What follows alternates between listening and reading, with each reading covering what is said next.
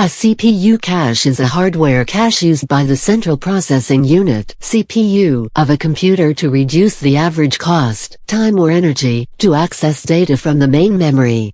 A cache is a smaller, faster memory, closer to a processor core, which stores copies of the data from frequently used main memory locations.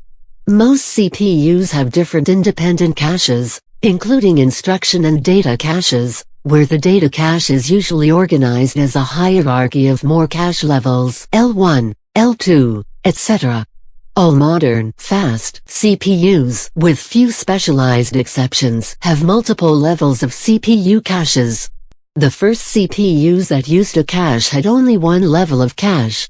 Unlike later level 1 caches, it was not split into L1D for data and L1I for instructions. Almost all current CPUs with caches have a split L1 cache.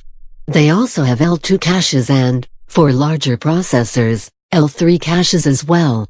The L2 cache is usually not split and acts as a common repository for the already split L1 cache.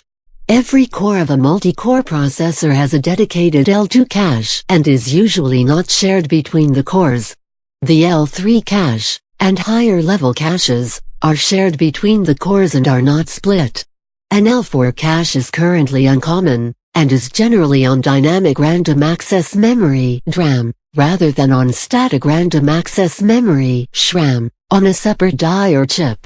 That was also the case historically with L1, while bigger chips have allowed integration of it in generally all cache levels, with the possible exception of the last level.